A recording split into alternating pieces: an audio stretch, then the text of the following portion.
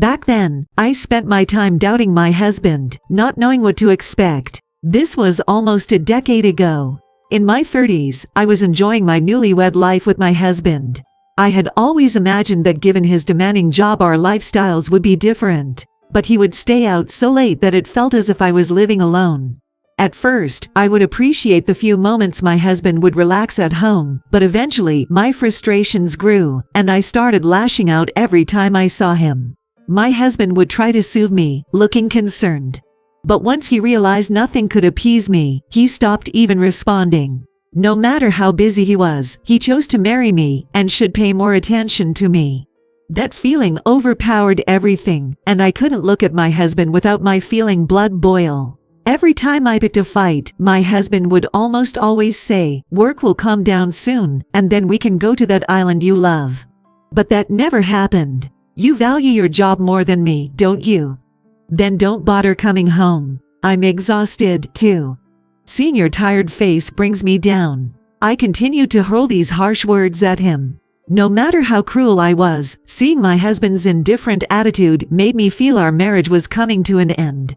I became more distant to him, and maybe he felt it too because he began staying out even more, saying it was for work. He was always traveling for work, so I didn't doubt him at first. But one day, I found a receipt and a membership card from a business hotel near our local station in my husband's suit pocket. The receipt showed that he'd stayed at the hotel on nights he claimed to be on business trips. The membership card had too many points for just a single stay. He had always been popular with women at work due to his successful career. I thought maybe he found someone else. If he's having fun with her, why should I be the only one suffering? I started going out at night, filling my weekends with plans. At first, it was all fun and games, but I soon grew tired. Days of feigned joy and forced laughter made me sick of myself. Maybe it's time for both of us to move on. Neither of us was really facing the truth about our marriage, just running from it. If my husband could be happier with someone else, then so be it. I also felt that I was reaching a phase where I should move on to a new stage. But he was someone I once thought I'd spend my whole life with. It took a lot of courage for me to even consider divorce. Plus, part of me wondered if ending things was truly the only way. But it seems he has a new girlfriend now. After many days of pondering, I sent a text to my husband's phone. "Will you be done with work early today? We need to talk." Almost immediately, I got a reply. "I have something to tell you too. I'll try to come home as early as I can." Though I thought I was set on divorce, I realized I had assumed my husband didn't want it. Realizing he might also be thinking of divorce crushed me. It became hard to breathe, let alone stand. But his heart had already moved on to someone else. I decided to stop crying. I wanted to end on a light note, at least with a smile. I made up my mind and waited for my husband to come home. Around 9 p.m., he returned. Seeing him after a long time, he had lost a significant amount of weight. His gentle eyes and voice remained the same, but there was a distance between us that seemed insurmountable. He was always a man of few words, and while I spoke, he often looked down, remaining silent except for the occasional nod. I had always wanted to end things with my husband on a note of respect, but I couldn't help feeling belittled. Even though we had been married for a short while and were considering parting ways, why wouldn't he share his feelings? I started to get angry and became confrontational. Yet he just listened silently to my words. Wanting to get him to speak, I mentioned the new woman in his life. I bet he thought I hadn't noticed. Maybe if he knew I was aware, he would scramble to make an excuse. Hearing my words, he looked at me with surprise and let out a brief smile. After a moment he said, "So you knew all along." Strangely enough, his jesting tone made me laugh, and he too burst into laughter. It was the first time in a long while that we laughed together. Despite the situation, I was happy we could share a laugh again, like in the old times. After that, it was strange, but we were able to converse just like before. Maybe he was relieved that I knew about the affair. He seemed so much more at ease. Let's stop blaming each other. I don't want to end things on a sour note. He agreed with my suggestion, and so we began to sort and pack up our shared belongings. Many of these items held cherished memories, but for now, I wanted to store them out of sight. He was the type to hold on to beloved items for years, but today, he discarded them without hesitation. His decisiveness was so overwhelming that I was left in awe. By midnight, we had tidied up the room, leaving only our individual belongings. Facing me, he said, "Take anything you want. All of this is my fault. Consider it my way of making amends." It looked like he was holding back tears. Did packing up our belongings make him feel lonely? I felt the same, so I understood how he felt. We still have some time to think. Let's sort things out bit by bit. Having finished the majority of the packing, we decided to call it a night. As I soaked in the bathtub, I tried to organize my farts. Although we were still legally married, it was clear our relationship was over. I could probably get alimony from him, but I didn't want to tarnish our memories further. As I was getting ready for bed, my husband, who just had his bath, entered the room. He slid into bed and gently embraced me. "Hey, this feels weird, and it's not fair to your girlfriend." I stiffened a bit, and he said, struggling to find his words, "Just one last time, I want you by my side." I felt his body trembling slightly as he held me. "Are you crying?" He didn't reply. As I caressed his back, I realized he felt lighter and more bony. "Hey, are you okay? You seem to have lost weight." Hearing my words, his trembling stopped. He took a deep breath and said, "I've been trying to slim down lately." "Is that so? Anything else? Are you really okay?" It had been a long time since I last touched him, and I was shocked at how different he felt. He used to have a muscular build. He loved working out and never skipped his training sessions, even when he was busy. "It's a thing of hers," he added. "Though, I see. It's her thing," I thought, feeling a pang of loneliness. If he's that into her that he's willing to change his appearance, he might as well forget about me quickly. Well, if that's the case, there's no need for tears on our last day together. Oh, wait, are those tears of joy? To hold back my sadness, I let out a sarcastic remark that I shouldn't have said. My husband chuckled and said, "Always the same, Alina. I love that about you. Live a happy life from tomorrow on. I'll always be praying for that, no matter where I am." With that, he started snoring softly. He's such a laid-back person till the very end. I whispered to his sleeping face, "I'm praying too," and soon fell asleep myself. Maybe because we were packing up until late last night, I overslept the next day. When I woke up, my husband was no longer in bed. Going to the living room, there was a letter-sized envelope on the table. Inside, there was a checkbook and a bunch of documents. Taking everything out, I saw that they were documents about our combined assets. Moreover, there was a surprisingly large amount in the checkbook under my name.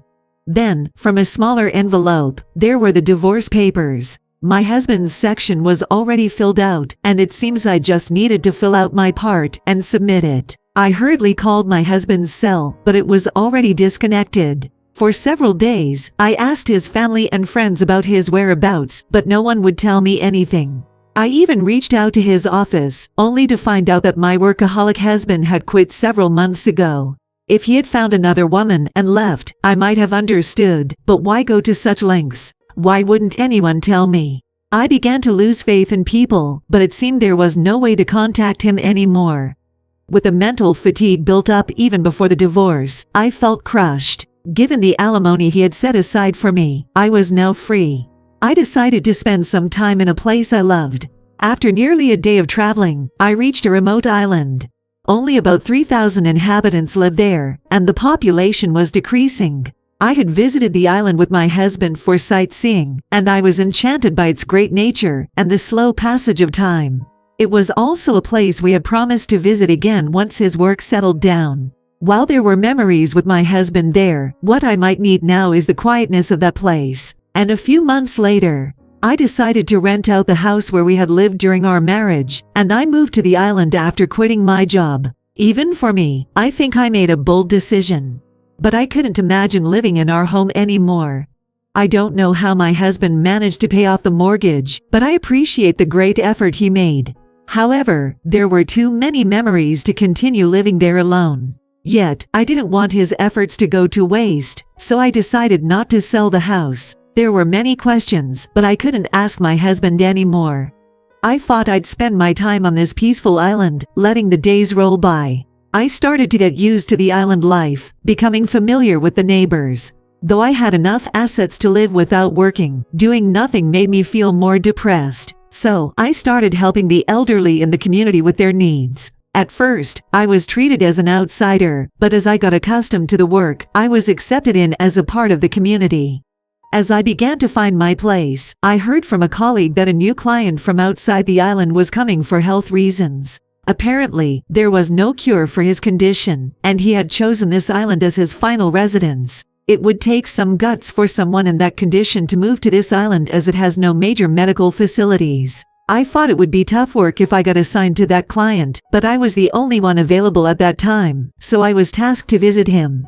Considering his health condition, I was a bit nervous as I approached his home. I arrived at a small house on a hill overlooking the sea. It had been empty for a while, but I heard that it had been refurbished minimally to make it habitable. It looked like it would barely stand up against strong winds or rain. Is this really where he wants to spend his last days? With concern, I rang the doorbell. A faint voice said, "Come in." After the usual greetings, I entered and saw the client sitting by a window where sunlight and a light breeze entered. With the sun behind him, I couldn't see his face clearly. I squinted my eyes as I approached him. "Nice to meet you. I'll be assisting from today," I said, and as I got closer, I was at a loss for words. Sitting there was my husband, or rather, my ex-husband. We found ourselves mutually surprised, just silently staring at each other. The first to break the silence was my husband. That expression says it all, doesn't it? My husband, mischievously smiling, was the same as before. "What are you doing here?" Surprised at my husband's unexpected appearance, and with the information I had received at work before coming here all mixed in my head, I couldn't speak coherently. My husband pulled my hand, which was frozen in place, and made me sit next to him. He held my hand until I calmed down. Gradually, I did calm down, but I couldn't bring myself to ask about my husband's condition, and he kept apologizing while holding me gently. Unable to find words for my husband, we just sat there, when a voice announcing a visitor came from the entrance. I wiped my tears and headed to the entrance, where a middle-aged man was standing.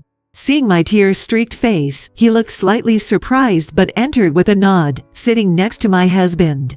"How are you doing today?" he asked in a gentle tone. My husband replied something to the effect that nothing was particularly different, and they soon started chatting. This middle-aged man was probably the only doctor on this island. I recalled colleagues mentioning that there were no hospitals here, just a clinic with a nurse and a doctor, who were the lifeline of this island. It seemed that my husband had come prepared to spend his last days on this island. Even with my husband's decision, I wondered if there was something that could be done, and listened attentively to their conversation. However, after about 10 minutes of small talk, the doctor left. Restless, I ran after the doctor. Seeing my flustered state seemed to surprise him again, but after I explained that we were once married, he seemed to understand. Regarding my intrusive questions about my husband's condition and future treatment, the doctor refused to answer. I can't talk about it without his consent. He didn't give me any details. However, seeing my disappointment, he seemed to pity me and said he can't walk for long by himself. I also think it would be best for him not to be alone in the end, so please stay by his side. That made me snap to attention. What happened to my husband's girlfriend? After parting with the doctor, I returned to where my husband was waiting, my steps heavy.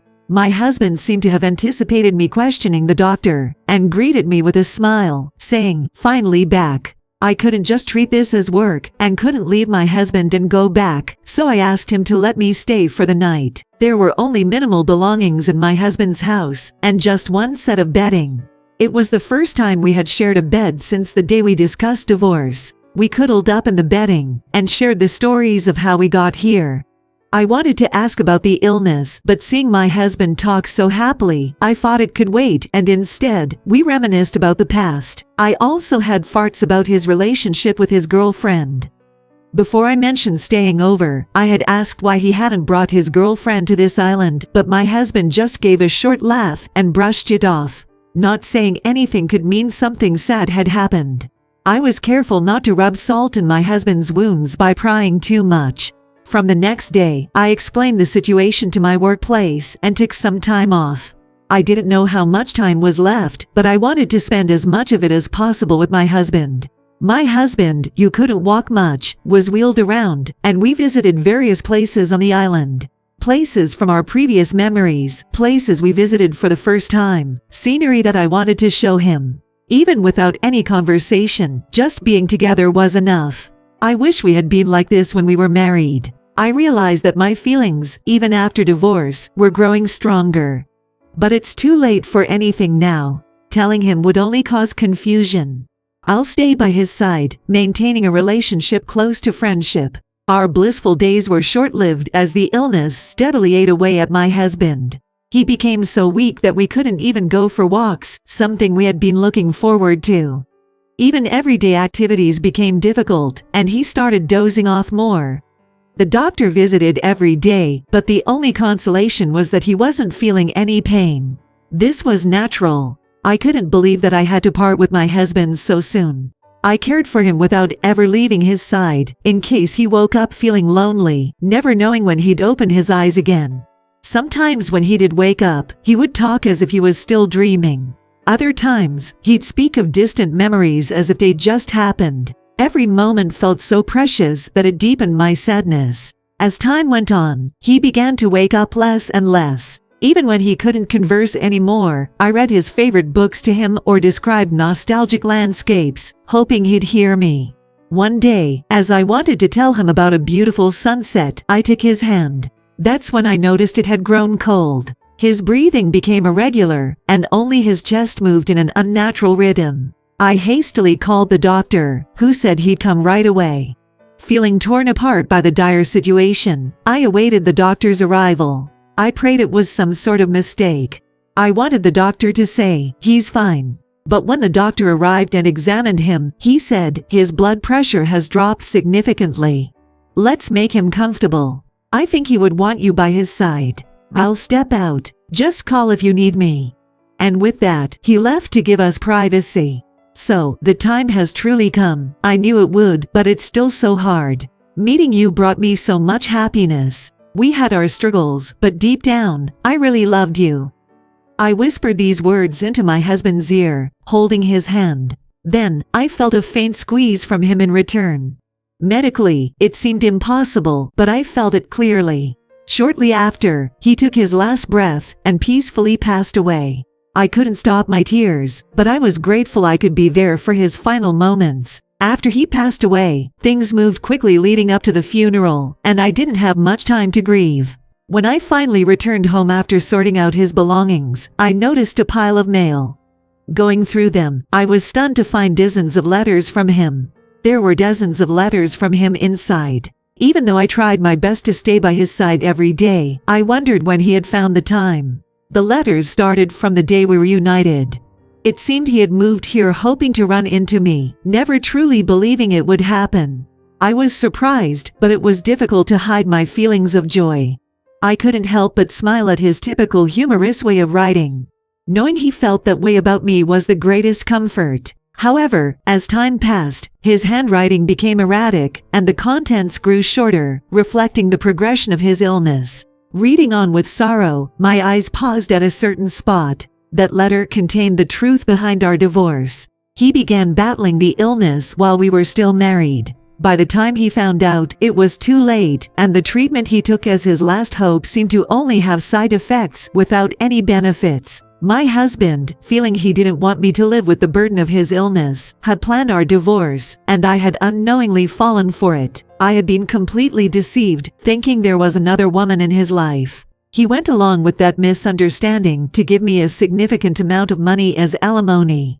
His letter read, "I no longer need treatment, so I settled all our assets to ensure you live comfortably." I thought of all the harsh words I had thrown at him, and felt a deep remorse. "I'm truly sorry, truly sorry." As tears streamed down my face, I heard a knock on the door. Wiping my eyes, I opened it to find the doctor. "Doctor, why?" I asked, and I was handed a single sealed letter. The envelope was the same one that had contained the letter from my husband I was reading earlier. He asked me to mail these every day. Some he wrote in advance, knowing he wouldn't be able to later. It was his last wish. And this is the final letter. He wanted me to give it to you when you came home. So, that's what happened. This was genuinely the last letter from my husband. I thanked the doctor and took a moment alone to face my husband's letter. With a calm heart, I gently opened it to find, faintly written, "Thank you, I love you." It seemed like we were going around in circles, but our hearts were always connected. "I love you too." Saying that, it felt like the smile on my husband's funeral portrait slightly broadened. It's been decades since my husband passed away, and I've continued to live on this island. I've grown used to living on this island. On the day I decided to never leave this island, I built a grave near the house my husband once had. The view he cherished daily, I'm sure he still enjoys it. I plan to someday rest at that place, but now surrounded by memories of my husband, I live my days peacefully and happily. Thank you for watching. See you in the next video.